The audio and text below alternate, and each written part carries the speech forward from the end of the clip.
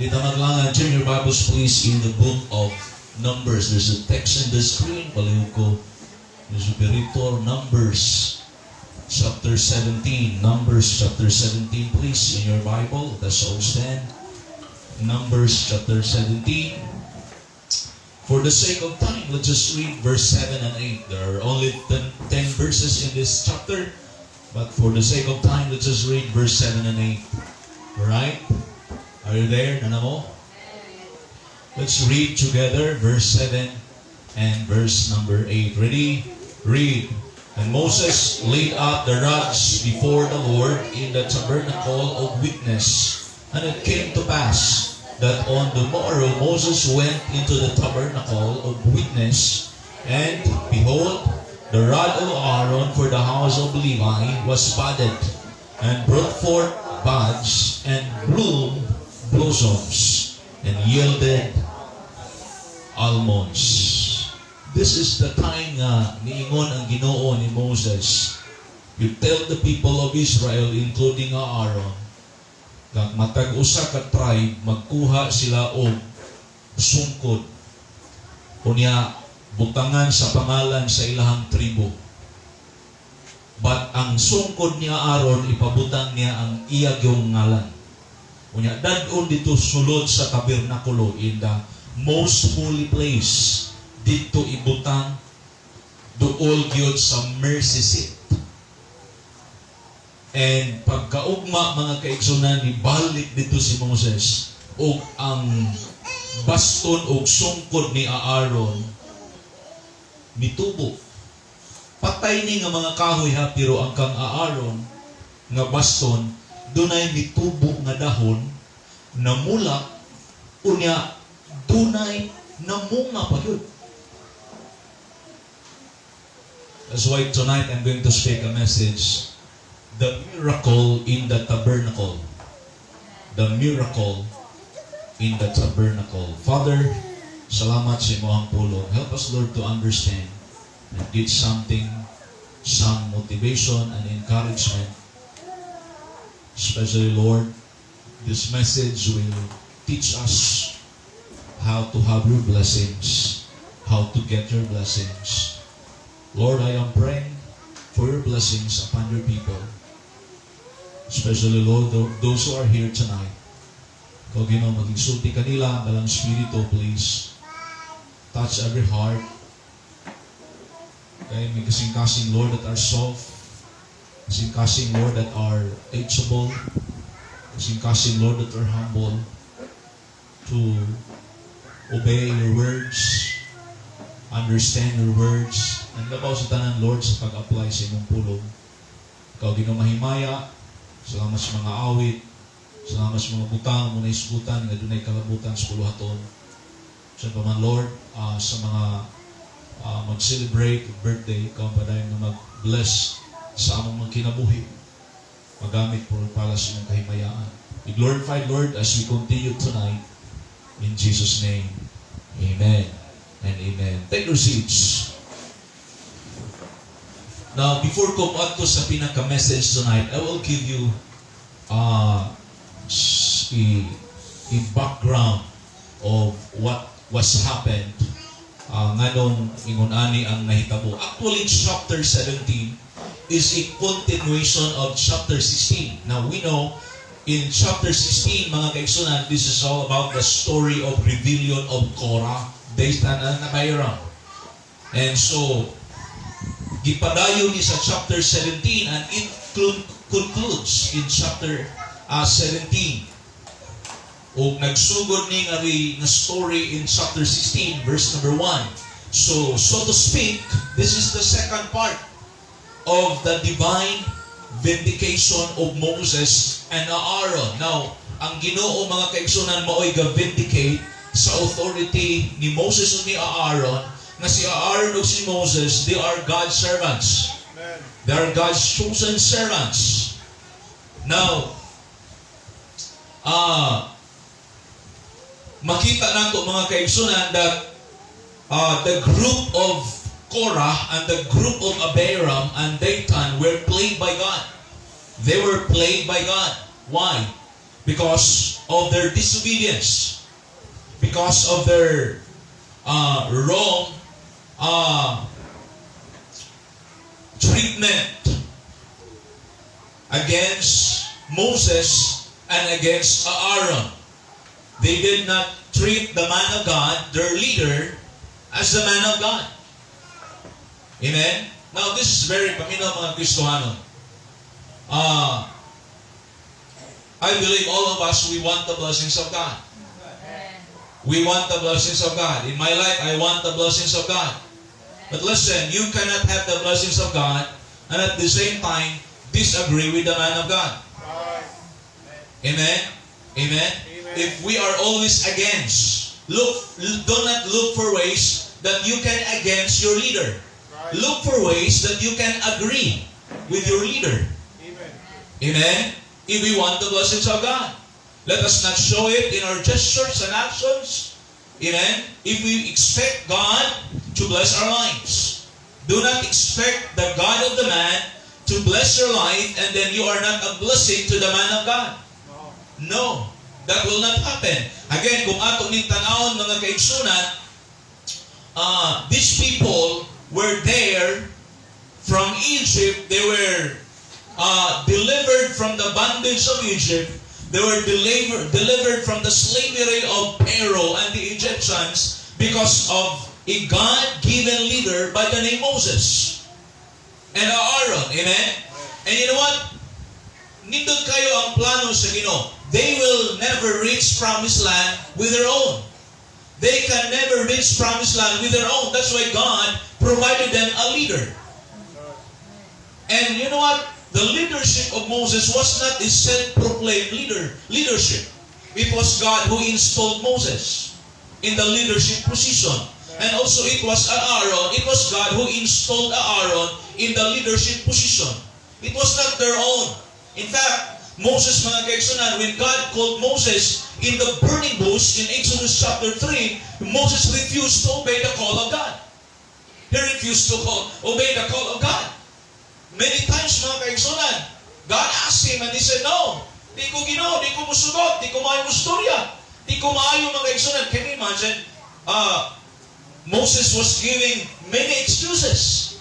Pero kung ang Ginoo dunay plano nimo mga kaigsunan, bisan pag unsa excuses nga imong ihatag di na acceptable sa Ginoo. Hello, amen. Oh. Masalamat mga kaigsunan nga si Moses ni obey sa Ginoo. Can you imagine kamo pa unsa iyang excuse? Lord, I'm not good in speaking. I'm not fluent in speaking. By the way, dili lang maayo, manabi, o istorya ang pwede gamiton sa Ginoo.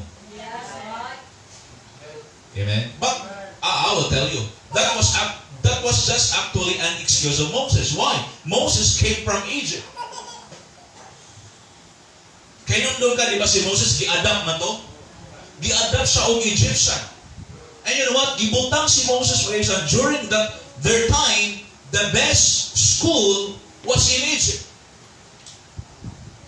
Si Moses, mga kaigsunan, dito, nagtuon sa Egypt. But look at what happened. Nakapatay si Moses. He went to the wilderness. He ran to the wilderness. He stayed there for how many years? 40 years. 40 years in the wilderness. Kinsa iyang kuyog? Dito's wilderness. The ships. So kanang 40 ka tuig gawa kay kaistorya o di ka mo istorya, makalimot ka man kaigsunan o kung saan pag-istorya. Amen? Mo nang nindot na gagamito na to kanunay ning gihatag sa Ginoo na to ability. But that time, ipakita pas Moses sa burning bush. Nasunog, ipakita sa Ginoo. But Moses said, no, I will not obey. My point here, mga kaigsunan, nga, these people, wala sila kasabot mga kaigsunan sa gibutan sa Ginoo nga leader nila. No? Listen. Aaron and Moses, this is an impressive lesson tonight. Aaron was by no means perfect. Si Moses o si Aaron, makikisunan, they have faults. Doon na sila mga sipyat. Doon na sila mga weaknesses. By the way, walay leader nga, walay masipyat. Walay leader makikisunan nga walay weaknesses. Si Moses doon ay mga weaknesses. But listen, their lives had the seal of God upon them. They were fruitful in His sovereign purpose. And this is the reason, mga kaigsunan, nga si Moses o si Aaron, they overrode all others. Munang, mga kaigsunan, mas labaw, mas ni excel sila sa ilang kahintang, ilang posisyon, tungod sa purpose sa Ginoo sa ilang kinabuhi. Amen? By the way, kung tawagon ka sa Ginoo to become a leader, be a leader. Amen? Oh. Now, after mga kaigsunan nga di-plague sa Ginoo ang mga katawhan sa Israel, not all, but some, na kung imong tanawon mga kaigsunan in chapter 16, verse number 49, there were around 14,700 people died during this time. Look at verse 49. Are you looking at your Bible? Bible says, now they that died in the plague were 14,700, beside them that died about the matter of Korah. Look at that. Daghan gamay, daghan kayo magagsunan. Samot na kuwa ni naabta ni Aaron in verse 48, he stood between the dead and the living. During this time, mga kaigsunan, daghan na kayo nangamatay. Salamat na abot si Aaron, kunya naundang ang hampak.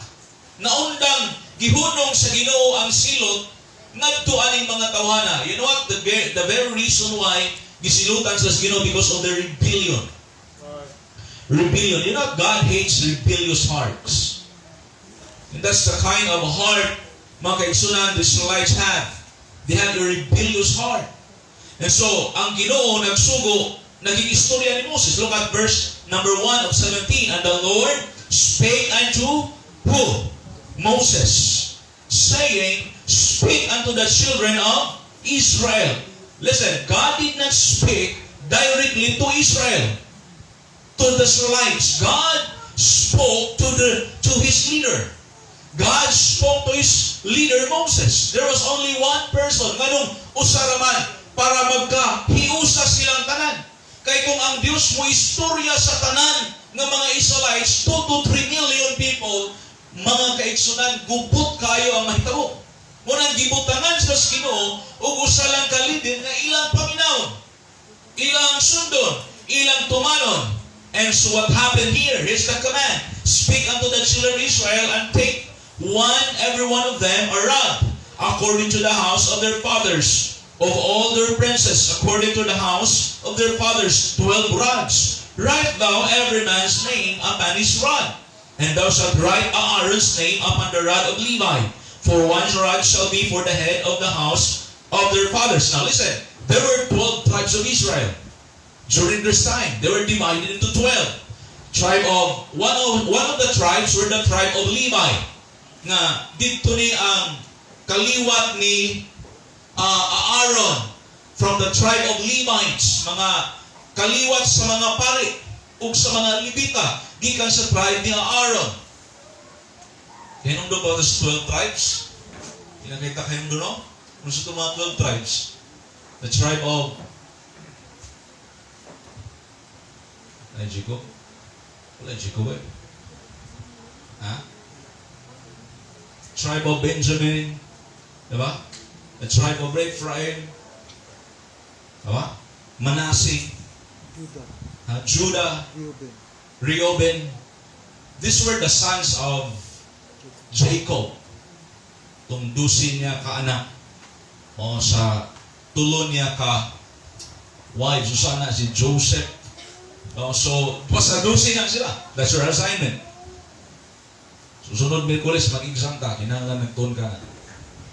Now, ang command is, Ingon ang Ginoo ni Moses, Moses, magkuha, kinahanglan matagos sa katribo, dunay tag sa kasungkod. Unya, pagkahuman niina, imong dadon dito sulod sa tabernakulo where I will meet them. So ang Ginoo, iyang dadon dito sa tabernacle. Now, kung kita ka sa picture, that is kanang gi-computerize na but it's like that. Dili yun ingon ana, but daw susama ingon ana ang ilang tabernacle sa una. No, unang they call it tabernacle during that time because it is moving tent. The Bible calls it sa ubang passage is tent. Tungod kay kung every time nga mo journey sila, kabaw ka grabe kay trabaho ang Levites. Kay ang usa nga mudala ana, were the Levites. Kay ang ilang trabaho is to minister the spiritual things to the people of Israel. So mauna, ang kanang gawas, kabantay ka, kanang diha sa gawas, magdala mga kaigsunan o dito na, idadon ang mga mananap na ilang ihalad sa Ginoo, mga karniro o uban, mga baka, ilang ihalad sa Ginoo. Unya, sa sulod ana, sa pinakatumoy, is the Holy of Holies. Nga, musulod dito ang high priest once a year. Para maghimo og atonement nga ang mga ang dugo iwisik-wisik dito sa mercy seat.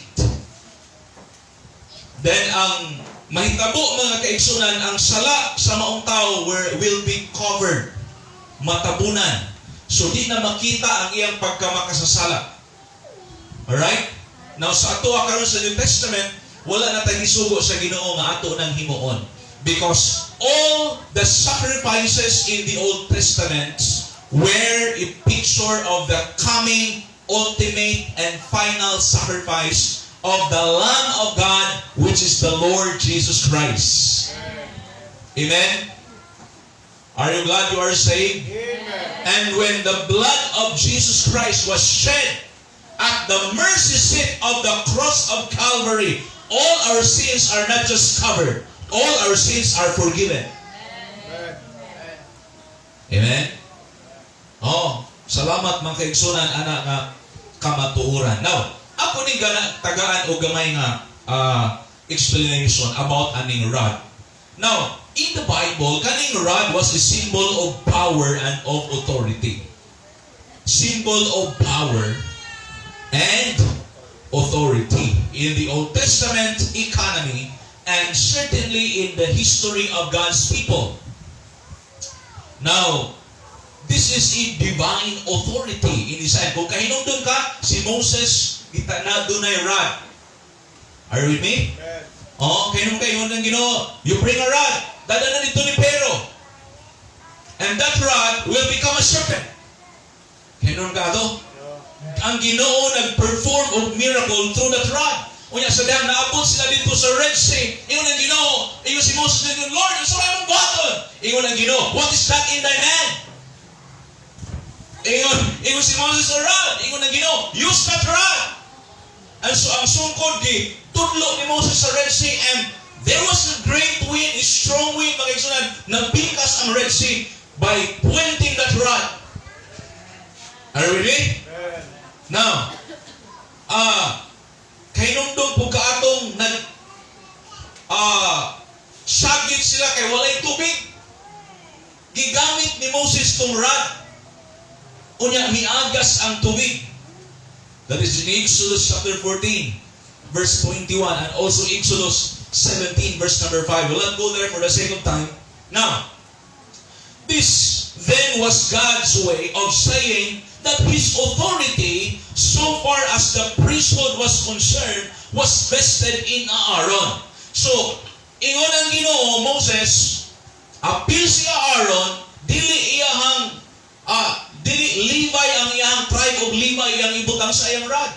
Kinahanglan dunay pangalan para di mag-ilog. Uy, ako abayana, sunod ang ilhanan. Munang ipabutangan sa Ginoo og tuyo og ngalan. Now, agrabyado sila sa office ni Aaron. That's the reason why nga ang ipabutang sa Ginoo nga name sa rod, dili tribe of Levi, but the rod of Aaron. Are you with me? Now, ang nahitabo mga kaigsunan,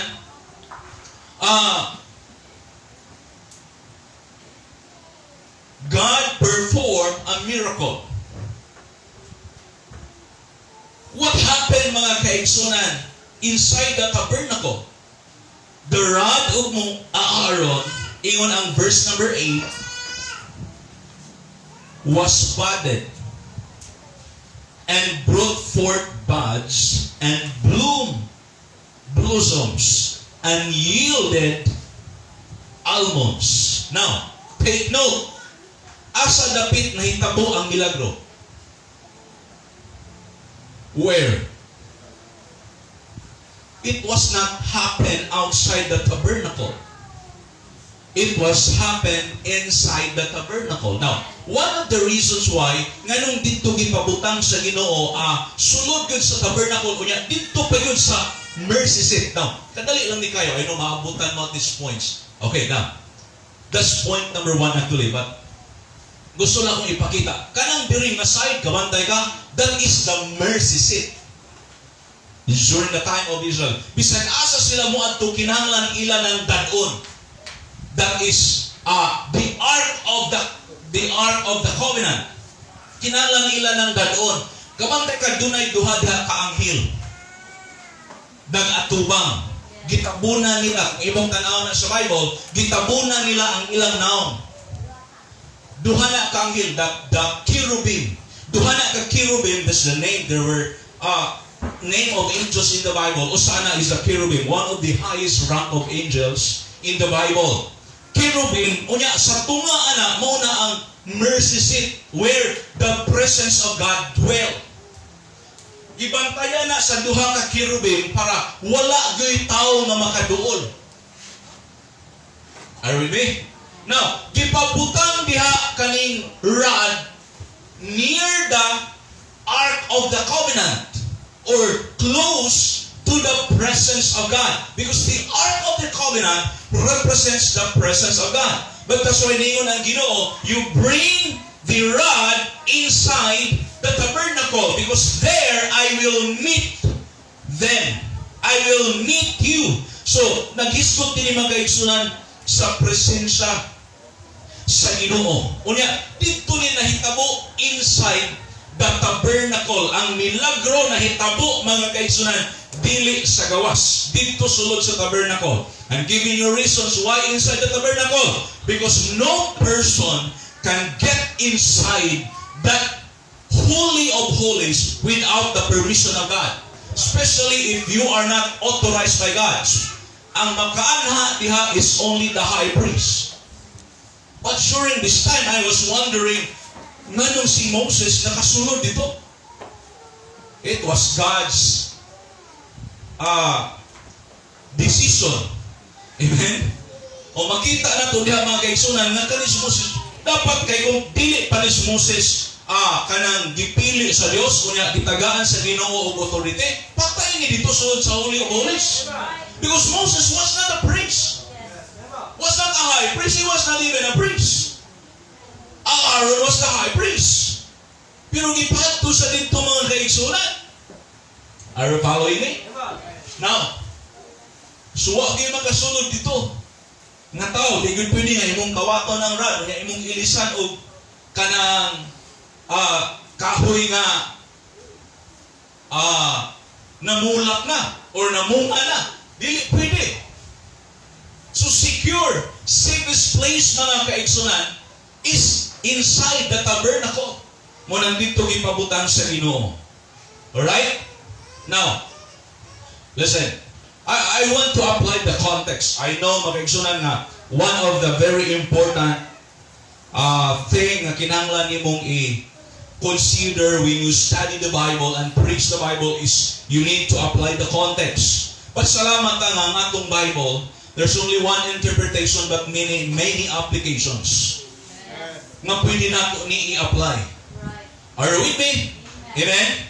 Now, kaning rod mga kaigsunan, there are many interpretations. One, ang rod ga-represent ni mga kaigsunan sa Word of God. Ikaduha, ang rod pwede ni nag-represent ni Jesus Christ. Ang pinaka-close to ni is si Jesus Christ. But ang rod pwede po ni i-represent sa matag kinabuhi sa Kristohanon. Amen? Are you with me? If we want to see God's miracle in our life do not stay outside the tabernacle. Yes. Amen. Are you with me? Why? Because miracle happens inside the tabernacle. O dito sulod sa tabernacle, mga kaigsunan. Can you imagine out of those rods, only Aaron's rod experienced this miracle. This is very sad and this is very true. Mga kaigsunan, halos tanang mga membro na asimbahan, dungan tagsimba, dungan tagpauli, pareha tagipaminaw mawali, pareha tagikanta nga mga kanta, pero subok kay palandungon, dungan mga Kristohano ni pauli that is still dry, Yes. Oh. without life, Yes. without fruit, not experiencing the miracle. O subok palandungon mga kaigsunan. I know that will not happen one time. But as you stay in the tabernacle, you should see miracle. Amen. Amen. You should experience miracle. Ay nagsubok mga kaigsunan that you keep on coming to the house of God. You keep on attending church. You keep on coming to the church, and without experiencing what God is doing in your life. Amen. That's a very sad story. That's a very sad thing. Nung anak ka dyan, ilikod na ka, mga kaigsunan, you have the opportunity that God will do miracles in your life. That God will do miracles in your family. That God will do miracles in your heart through the rod, which is the Word of God. There were 3 stages of this miracle that happened. Kung kabantay ka mga kaigsunan, the first one is there was budding. The rod of Aaron for the house of Levi, ingon ang verse number 8, budded for the and brought forth buds. Ano Cebuano sa buds or budded? Na may Cebuano nga Bible? Ano Cebuano, Brad? Ha? Salingsing. Misalinsing? Misalinsing. Ang ikaduha naman na kanang namula. Kung yung ikatulo, namunga. Patay ito Patay ito nga sungkod. Masaya kong napisip. Patay ito.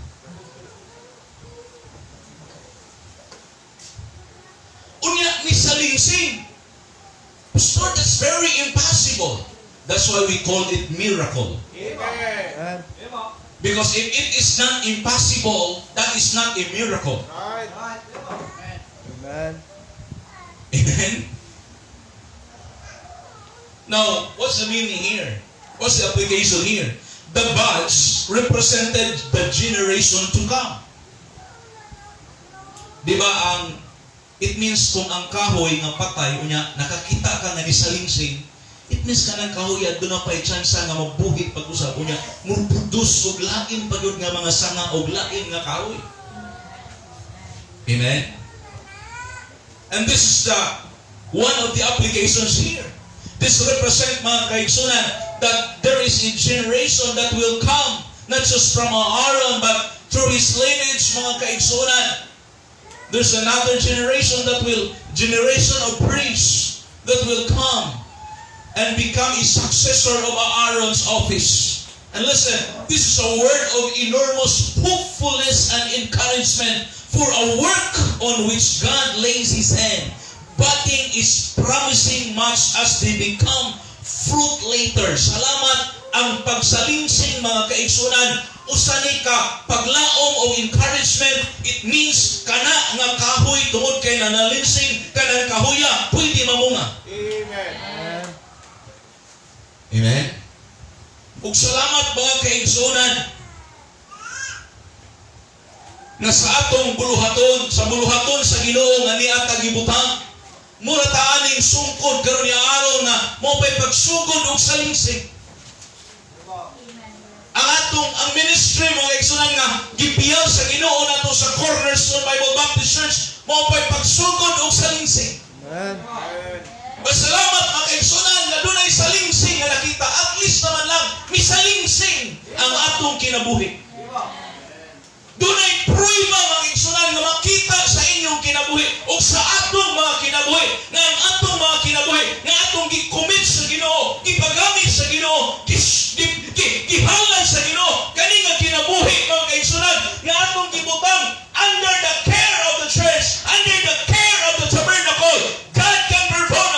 all in this life. Amen. Nga di ni magpabiling nga kinabuhi. Ang atong kinabuhi, nga murag patay nga kinabuhi. Salamat mga kaigsunan, nga sa dihang ang atong kinabuhi. Sa una, murag ta atong mga baston nga way kinabuhi, laya na laos, ugang nga kinabuhi. But salamat when God saved us and bring us to His house, bring us to the Tabernacle. Salamat that God let that live in our lives. Let that something sprout in our life and become a living soul. A living life. Amen. Amen? Salamat nga karon atong kinabuhi. Dunay kinabuhi. Amen. Nabay salingsing kang nakita. Did you try to compare your life yesterday and today? Nabay nakita bisag gamay lang gud nga migitib. Bisag nalang gud gamay sa nga migimaw. Allow me to use this word kay badong na ni mga wala. Amen? Aba na gamay nga miguho, kita ka na nagtanong ka, hinay ka ay yung tubo, pero at least nagkabantay ka, ako'y mabuhi gani. Hangtod pila ka daw kagabantay, misalingsing na nahon. Amen? Kasulay mo nagtanong og luya. Amen? Di ka kitaan ng luya. Kung sa dihang mo, gitip na mga kaigsunan ang musprout na ang luya, mga kaigsunan, malipay ka. Ay salamat, buhi ang akong gitanong. But listen, siguraduon na to ha. Kaya ang uban baya nga rad patay. Maura gihapon. Ay gugag sugot nga pagsulod di mo simbahan, paggawas nimo maura gihapon ka. Kanus akan isulod din 2015, nya karon 2021 na. 2023, nya maura gihapon ka. There's something wrong. Amen? Amen. Now, the branch, kabaw ka ang kahoy din nga gigamit sa, we'll go to Aaron's rod. Ang gigamit din nga kahoy is almond. Wa ko kita din na by almond tree sa Pilipinas. But I want you to open your Bible in Jeremiah 1:11. There's a verse here na gigamit ni ang almond during the ministry of prophet Jeremiah. Jeremiah chapter 1 verse 11. Jeremiah chapter 1 verse 11. Verse 11, ready? If you have found the verse, please read with me. Moreover, the word of the Lord came unto me, saying, Jeremiah, what sayest thou? And I said, I see a rod of an almond tree. Now this is the time when Jeremiah was called by God. Gitawag sa Ginoo, kunya gipakita sa mga kaigsunan og sign sa Ginoo. Og ang iyang nakita is an almond. Sino nakita? Rod of an almond tree. Okay. Now, once I message ani parang Jeremiah, this is happened after na ni sa nahitabo nga ang rod ni Aaron namunga og almonds. God was saying to Jeremiah, Jeremiah, I'm calling you, I will use you. I have a ministry for you. I'm gonna use your life. Kung kabantay ka si Jeremiah ni reklamo nga, Lord, I'm not, my mouth, di ko kamayo mo storya. Kung sa'yo mo, maubayan niya kasagaran, excuse na to, di ko maayo mo sulting. Amen? Ingon ang Ginoo, kasi nagbuhas ba? Who made your mouth? Di ba ako? Amen? Gipakita sa Ginoo ni to remind him, kay nung doon ka atong rod niya Aaron, nga nanalingsing, kunya namula, kunya namunga. Fear not. I know the mission, the ministry nga akong ihatag nimo is difficult. the task nga akong ihatag nga imong atubangon is difficult ni nga ministry nga task nga akong ihatag nimo, but be not discouraged, for in due time you will reap if you faint not. God is saying to Jeremiah, I will make your ministry to bud or and blossom and bring forth fruit. Amen? Salamat mga kaigsunan, ang Diyos nagsaad, anak. Sa atong mga kinabuhi, in Psalm 92 verse 12 to 15, let me read this to you. If you can open your Bible, it's good. Verse number 12, the righteous shall flourish like the palm tree. He shall grow like a cedar in Lebanon. Those that be planted in the house of the Lord shall flourish in the courts of our God. They shall still bring forth fruit in old age. They shall be fat and flourishing. Look at this word. Those that be planted in where? In the house of the Lord shall what? Shall flourish in the courts of our God. What you're going to make sure, mga kigsunon, pamina, mga Kristohanon, nga ang imong kinabuhi is being planted in the house of God. Your life is being planted in the tabernacle of God. If you want that your life will become fruitful, you will become fat. By the way, ang word na fat diha, that is not physical na pagkatambok, but the word fat in the Bible speaks of God's blessing. Amen. God's blessing and flourishing ng Kristohanon. Kabaw kagkisan mga Kristohanon, mga kaigsunan, mamunga, mulambok ng mga Kristohanon, manalinsing mga Kristohanon, kanining mga Kristohanon, mga kaigsunan, who are planted in the house of the Lord. You do not expect that God will perform a miracle in your life and you come to church once a month. Yes, right. Amen. Are you with me? You do not expect that God will perform a miracle in your life and you come to His tabernacle once a year. That will not happen. Amen. Amen? You need to put your life closer to the presence of God. You know, the mercy seat is where the presence of God dwelt. Na dito ang presensya sa Ginoo ug dito gipaduol mga kaigsunan ang sungkod ni Aaron. Hey, ayaw kang palayo sa presensya sa Ginoo. Kung gusto ka na ang Ginoo mo perform sa iyang milagro sa imong kinabuhi, bring your rod inside the tabernacle. Amen. Amen? If you want your family, mga kaigsunan, experience the miracle, bring your family in the tabernacle. Are you with me? If you want your studies to be blessed by God and perform a miracle, bring your studies inside the tabernacle. Are you with me? If you want God to perform miracle in your finances, bring your finances inside the tabernacle. Amen. And let God bless.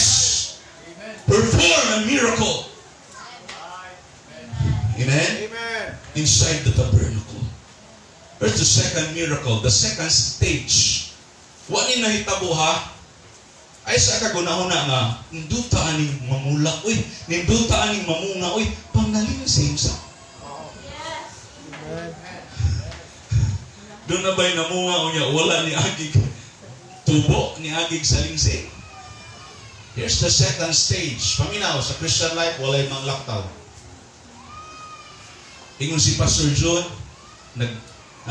shortcut means short circuit. Sa Kristohanon, mga kaigsunan, walay panglaktod. Ayaw nagugdali. Nagunsa man ang ingon ng Bible, nagrabihan na itong sigaha, pero ang mura tag kugon. Kita mo kugon, daobi ng kugon. Amen? O, ang among balay sa una, ang atop kay duple. Ang ilalong, hipa. Unya, ang nipa, ipasapawan pag kugon. Problema kayo eh. Nga naman, kaya kung naay silingan nga magdao, matagpagugag pamadlong. Nga, uy, ang aligato. Sabi kong aligato, hinapon na. Arigato. O ba na sila? Kato bang, magsunog ka, yan ay mga lupat? Aligato man ang tawag sa bulay. Doon na to ako kasabuon sa'yo tawagan natin. But aligato na ito, matagpaw tawag ka, uy, mahapong dito. O, yan, imong butangan og net, masakot. Kaya makita ka maghapon na. nindot puyan, kay bugnaw, pero na ay magdaog, makuyawan ka. Kay sa dali ragid kayo ang kugod. Init kayo, siga kayo. Pero dali rapod maupos ug mawala ang kalayo. Where's the second stage of miracle? Of this miracle? That's just the budding, but also the second stage is blossoming. I love it to use this word. I know nga murag sumpaki gamay o grammar, but for the sake of alliteration, blossoming. Wow. Look at verse 8. It came to pass that on the morrow when Moses went into the tabernacle of witness, and behold, the rod of Aaron for the house of Levi was budded, and brought forth buds and blossoms. Listen, while all the rods, other rods remain as they were. Wa gyud na usab tong uban dito nga mga rod. Aaron's rod became a living branch. Ang patay na buhi. Kabaw ka, yung aning morning na itabos atong kinabuhi. Before tao naluwas, were dead in trespasses and sins. Are you with me? But salamat when the presence of God through the Holy Spirit of God dwells in our heart, we became alive. Amen? Buhi ba ta? In some places, there were buds. In others, blossoms. Kabalo ka, wala nagbutang ni ang salingsing o ang kaning bulak o ang bunga. Wala ni nabutang lang sa usa ka part sa location sa sungkod, but nagbulag sila. But makita ni nimong tulo because this happened the same time. Ninduta kung mao ni mahitabo sa Kristohano, no? Ana bang di nakamuhulat og dugay sa pagpamunga. Ang uban igo ramang musalingsing. Unya ang uban namulak pero wa gyud kapunga. But this is a miracle. The rod was preserved. Kabalo ka mga kaigsunan, the rod was preserved to take away the murmurings of the people that they might not die. Actually, this is the reason why nganong ang rod ni Aaron nang nalingsing o niya namulak. Ang pinaka-rason sa Ginoo nganong gihimo niya na sa verse number 9. Human nga misulod si Moses, nakita niya namulak ang sungkod, ang basto ni Aaron, niyon ang Ginoo ngadto ni Moses. Dan-anas gawas ang mga sungkod or mga baston, and they look and took every man his rod. Iyan yung gipang-uli. And verse 10, tanawa. And the Lord said unto Moses, bring Aaron's rod again before the testimony, to be what? To be kept, to be preserved, for a token against para kikinsa, the rebels. The rebels. And thou shalt quite take away their murmurings from me, that they die not. Now, the reason why anong gihimo ni actually good sa Ginoo, so that the people will stop their murmurings. Amen? Because they keep on murmuring against Aaron and against Moses. So God, mga kaigsunan, vindicated before the people the office of the priesthood of Aaron. Nga ang tinuod nga priest, nga ilang paminawon, ilang sundon, mao'y mag-offer og spiritual sacrifices, mao'y maghala dito sa templo, sa tabernacle, dili si Korah and others. It was only Aaron. Amen. Amen? And also that they might not die. So, asa gipabutang sa Ginoo to be kept before the testimony. Actually, what's the name testimony? That's another name for the Ark of the Covenant. That's another name for the Ark of the Covenant. Testimony. So dito ipabutang sa Ginoo. Muna, kung imong basahon ang Bible sa Book of Hebrews, dimension dito, sa Ark of the Covenant, kita ka na? Sa Ark of the Covenant, sulod ana is the pot of manna. And then katong 2 tables of stone, katong gisulatan sa 10 Commandments, katong gi-rewrite na ni Moses, kaya gibuak na itong Moses, gi-rewrite sa Ginoo usap niya. Then, sunod, the rod of Aaron. naa diha gipabutang sa Ginoo. Para kung asa sila moadto, ang mga tao, mga kaigsunan, makahinumdum sila. Unya, kung doon na po yung next generation ng mga tao, they will remember nga maunay gihimo sa Ginoo ngadto nila. And look at this. Ano ha? Verse number 11. And Moses did so as the Lord commanded him. So did he. And the children of Israel spake unto Moses, saying, Behold, we die, we perish, we all perish. Whosoever cometh anything near unto the tabernacle of the Lord shall die. Shall we be consumed with dying? Okay now, kabalo ka kana nga statement, kaning mga tawhana wa gihapon kakaton. Subo kayo palandungon, gipakita na sila sa Ginoo, sa gipanghimo sa Ginoo, pero ang ilang kasing-kasing bagulbulan o bagutbutan radyo gihapon. Niingon sila niya, kung mapaduol mi das tabernacle, mamatay ni. O ganingon ang Ginoo, di na ko gusto nga na ay lain, gawas ni Aaron. Kay sigurado, mamatay gud mo, basta mo, duol mo. Kay dili man kamo mga gibutangan ako og authority, patanawan ning mga tawhana, mga kaigsuonan, ingon sila, nag-question pa ha, tanawan, nag-question mark inyong Bible? Verse 13, whosoever cometh anything near unto the tabernacle of the Lord shall die. Shall we be consumed with dying? Kabalo ka, there are people nga di ganahan mo atog simbahan. Are you with me? There are many people nga di ganahan mo atog simbahan. Ganon, kay paminaw na pag-abos simbahan mo sila mamatay. Why? Because truth hurts. The word of God hurts. Ato nang dawaton. You know, I'm not going to preach a sugar-coated sermon. Amen? I will not try to water down the word of God. Truth hurts. Kahit nga kaning pulong sa Ginoo, kaning kamaturan, sakit ni. Samot na mga kaigsunan, kung ang kasing-kasing sa mudawak, bato. Di ba doon ay 4 grounds na gimension sa Bible katong sa itong una, itong wayside. Kung sa itong stony, pusong bato. Kung sa itong ikatulo, thorny ground. Amen. Stony ground nga, walin mo, ano, tiyung, tiyung. Ni bandar ba, ni backfire bitaw ang pulong sa Ginoo. Pero salamat nga dunay good ground. These are the kind of hearts that will receive the word of God, understand the word of God. Kung pagkagawa sa simbahan, maningkamot nga i-apply niya ang iyang nadunggan. These are the good ground. And these are the kind of people na Bible na mamunga. Some, ano sa to? Bring forth 30-fold, some 60-fold, and some 100-fold. Kanindot kung maabutaan ng 100-fold.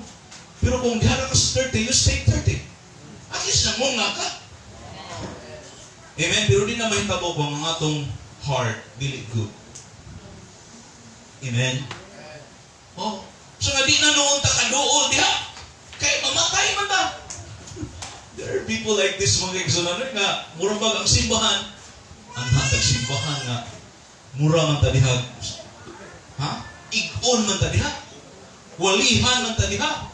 Badlungon man ta diha. Tuliron man ta diha. Are you with me? Napaka? This is church. Because this is the word of God. Amen? Ano ba mga tao mag-iso na nga, dito mo nagsimbahan rin kayo.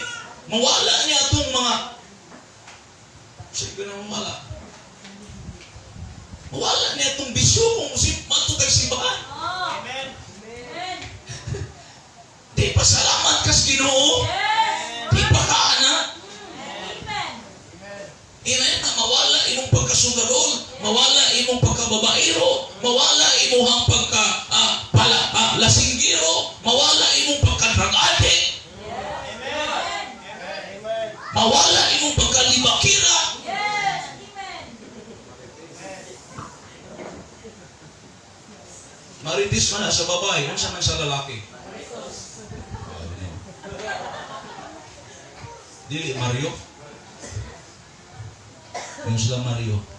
O kabalo ko sa meaning ng Mario. Paminaw. Gusto kang manalingsik? Kunya, gusto kang mamulak? Amen? Mamulak ba? Kung pwede, dira ka musubot na Ginoo, dira ko kotor ako aning salingsing. Kung pwede, mamulak pag yun ka. Di ba nindot tanaw nga ang tanong nga, although dunay siya, kung sa'yo tawagan ang mga tanong nga di mamulak, di mamulak. Ha? Or ornamentals na hindi mamulak. Pero aminaw, ang Ginoo ka nga i-design nga ornamentals ka. Are you with me? Gusto ang Ginoo nga mamunga. Vine ka ba? Mamunga ba? Are you with me? Oh, mamunga. Mamunga. Mamulak. Di ba nindot tanaw ng bulak na mamulak? Yes.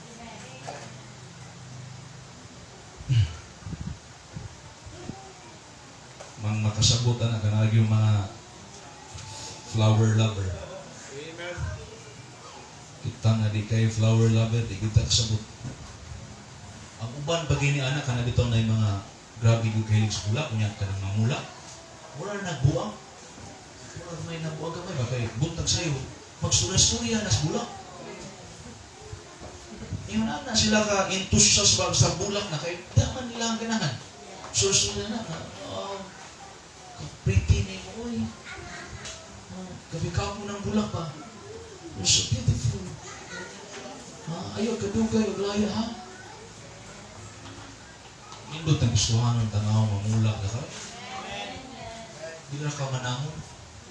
Kaya pasabot ang mamulak ka, ang sunod may tabuan na. Kabaw ka kung sa sunod milagro? Bearing. For the sake of alliteration na, I want to use the word bearing.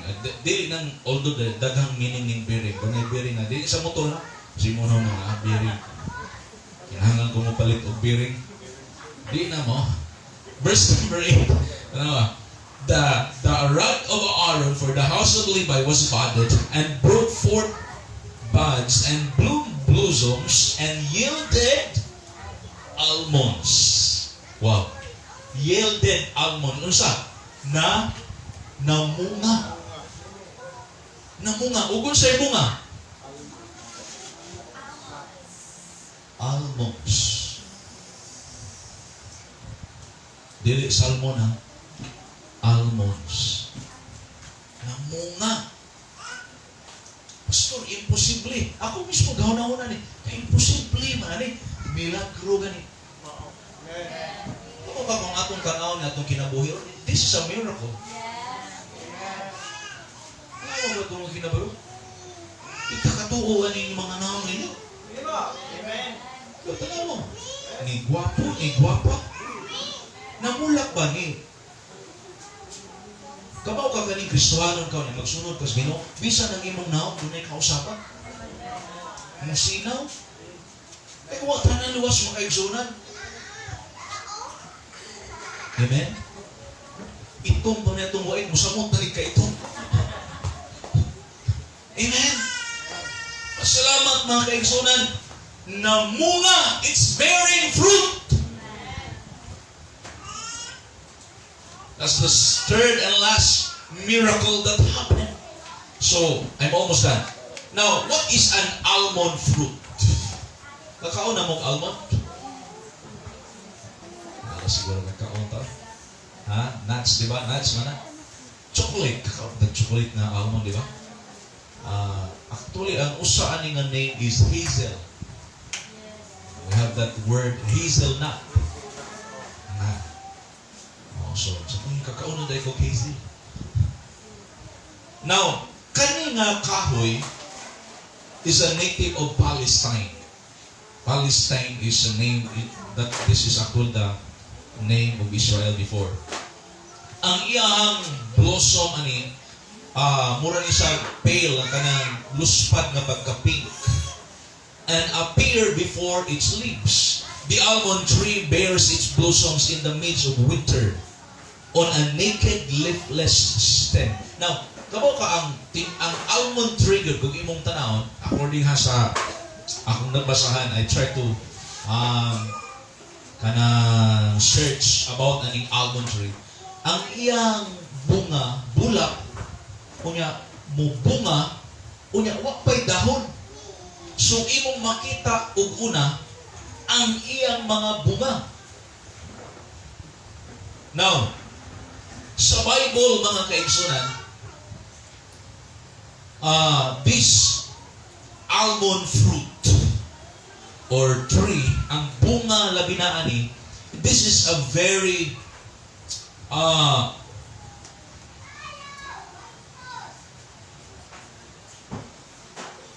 kung sa ila pa nga kuan murabag kung sa Pilipinas pa diri sa tuwa sa may pinakakuan nga fruit.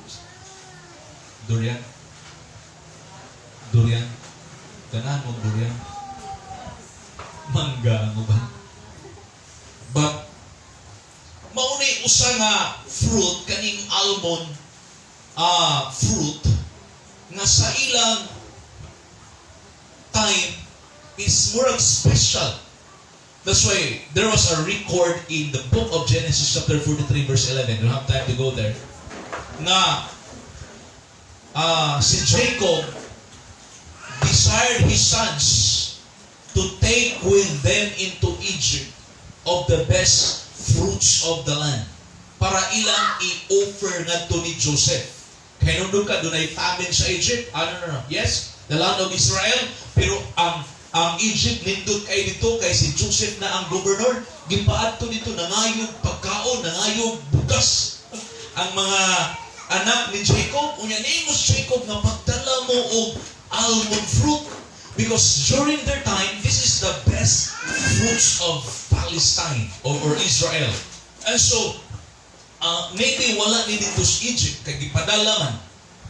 But, it represented also, mga kaigsunan, I look at one of na product aning almond is chocolate. Chocolate ba? Doon na po'y gihimo ning oil, but ang pinagyod ka kuha niya is chocolate. Amen? So when we say chocolate, it means it is what? It is sweet. Are we me? Hinaot ko nga, bisan pa magnaata sa wilderness. Are we me? Nga pinaagi sa Tabernacle, pinaagi simbahan, nga giwalihan kag pulong sa Ginoo, gitudluan kag mga butang nga langitnon ug espirituhanon, bisa naman lang gamay ang imong kinabuhi, dunay katamis. Amen. Nga bisan in the wilderness there is sweetness. Amen. Pait kay di sa libutan ay tuod sa imong diri. Wa mo gipalitan dinhi. Salamat nga dunay pulong sa Ginoo. Salamat dunay Ginoo. Salamat dunay simbahan nga bisag naatas kami ngawan makabati gyapon tag katamis. I don't know about you, but for me, salamat. Amen. We don't have much money. Watay dahang kwarta, watay dahang butang. Dili nindot atong higdaanan, dili waterbed. Amen. Nahi airbed ni buto. Kay barato. Listen to me. Salamat that we have Jesus Christ in our hearts. Salamat that we can still taste the sweetness of God in our lives. Amen. Another thing, and I will close with this. Last na lang nga stanza. This is also represented Aaron's priesthood. That's why I'll try to apply the context here para di tama out of context. It was God's way of saying that the priesthood under Aaron would be a living thing. Gusto nga ipakita sa Ginoo sa mga Israelites nga ang pagkapari ni Aaron is usa ka tinuod nga posisyon, usa ka tinuod nga authority nga gihatag sa Ginoo niya. Na ang iyahang priesthood is a source of life. Amen? That his priesthood is a source of blessing. That the priesthood of Aaron is the benediction to the people whom it served. And by the way, mga kaigsunan, kabalo ka, Aaron, mauning tawhana nga ilang gi-ignore, ilang gi-rebuildihan, ilang gisigig supak, dili nila tumanon, wala nila paminawa, wala nila tagaig dakong pakabana. Mauning tawhana, mga kaigsunan, si Aaron nga ilang criticize. Mauning tawhana, mga kaigsunan, si Aaron nga walay pili sa ilang kinabuhi. But these people do not realize that this is the very person that will lead them to blessing. That will lead them to life. In fact, mauning tawhana, mga kaigsunan, nga sadyang gisilutan sa Ginoo ug hampak ang mga Israelites. Mauning tawhana nga nitindog between the dead and the living. Amen? Mauning tawhana ang muunong nila. Amen. What is more, God was saying that this family of Aaron that had in fact budded and blossomed in blessing among the people and has been so dramatically demonstrated in the mediation that had stopped the plague. That's true. You know, I'm not saying this because I'm a pastor. Salamat ko nga na ako'y pastor. I owe it to the Lord, first of all. And secondly, I owe it to the man of God. I will never who I am today without the man of God in my life. Amen? That's why if there is one person that I will be forever grateful is my pastor. Are you with me? Are you with me? Amen? Oh, now, you need to realize this. Pastor, you're self-serving. No. I'm just preaching what is in the Bible. Because kung di ka kakaon, mga kaigsunan, miracles will not happen in our lives. If you keep on questioning the position, the leadership, the authority of the pastor, di na mahimong blessing ng pastor sa imong kinabuhi. So, nagapastor-pastor, tinod ka na sa gitawag sa Ginoo? Dahil ka na sa gibutang sa Ginoo? Ginoo ka yung nagtawag anak ni? Makita na nimo kung naabay bunga ang ministry. May balaan na nimo magigsunan kung ang pastor gitawag na sa Ginoo wala. Amen? And by the way, kung wala pa ko gitawag sa Ginoo, hapay ako mga nila. Do you know why I stay? Because of the calling of God. Unang importante kayong magigsunan na gitawag dito sa Ginoo. Ginoo yung nagbutang na to. Because that calling will help you be committed in the work of the Lord. Amen? If God has called you to some ministry in the church, be committed. Huwag ka gitawag sa Ginoo nga magpastor. Di man tanan magpastor. Pero gitawag sa Ginoo tanan pagpangalagad. And if you are called by God into a certain ministry in the Tabernacle, in His house, be committed. Be committed. Aaron was the one God had chosen. This is one of the infallible and indisputable tests where life and fruitfulness and blessing are. Muna, dapat malipay ka na nakakita kang imong pastor is blessed by God. Ano man, that's one of the indisputable evidence that your pastor is called by God. Are you with me? Oh. Na nag-post one time sa Facebook, nag-comment na di maayon ng mga comment. Mura magpapadung sa ibang mga pastor. You know na, if you are 20 plus years na, or 20 years sa ministry, kunya, why membro? Why membro nga klaro ba? Bisa-busa. I think you need to ask yourself. Amen? Kay, basit di na ko'y calling sa Ginoo mo.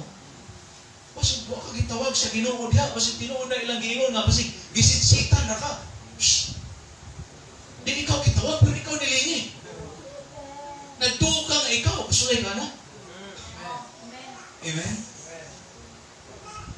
nag-comment nga, kaluoy ni mo. Kauban mo mga pastor, mga bag-o pa, ulahi na kayo ni mo, di na mo tahod ni mo. Ano na to, if asa to mga pastor nakakuha og an idea, that's your wrong attitude. Amen. What about you are trying to teach the pastor to have some bitterness in his heart for against other pastor? Di na maayo eh. Amen. You know, you pray for us. Oh, we pray for us mga pastor. Kami na may mga struggle.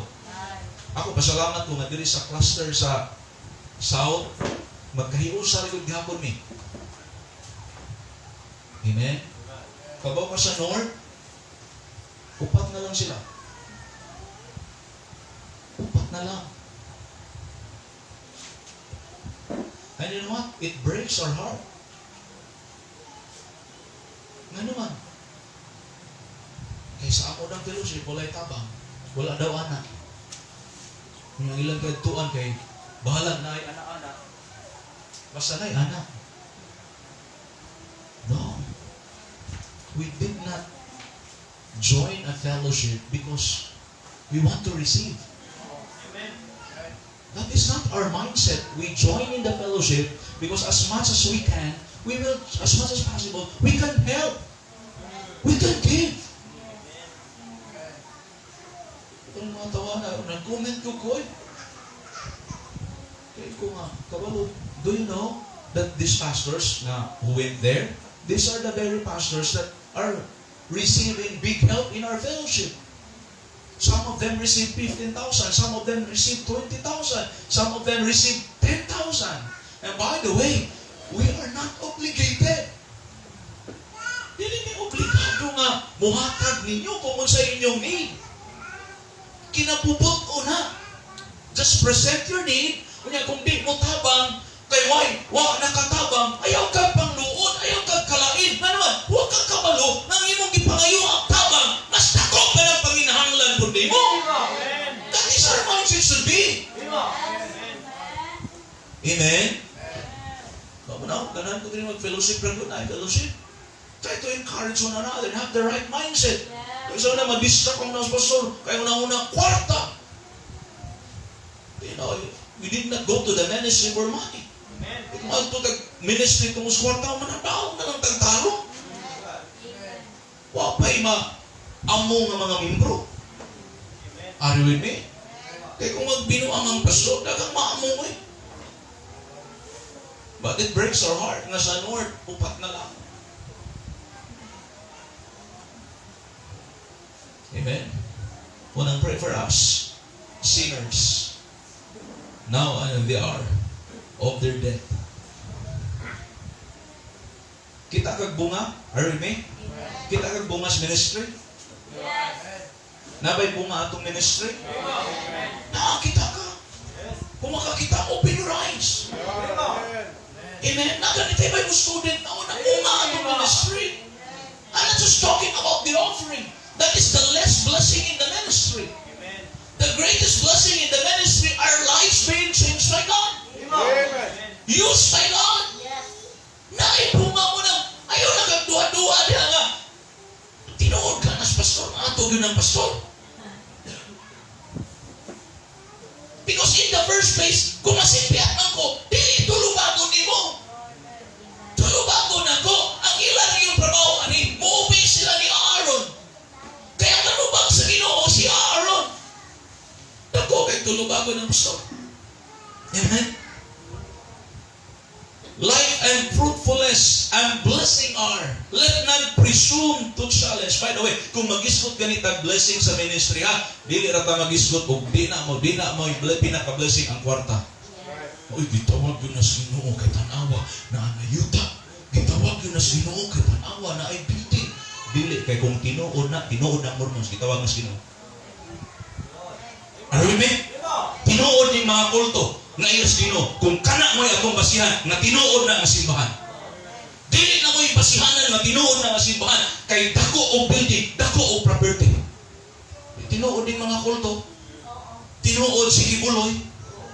Amen. Si Kibuloy nagpahimo karon og King's Dome sa Davao nga mas dako pa sa Philippine Arena. Iyang gipalabuan ng kadako. The largest kingdom are around the world is in Davao to be open next year. I-invite gani ko pero balibad ko kay sugay. Compromise na. Pero di na magpasihan mo eh.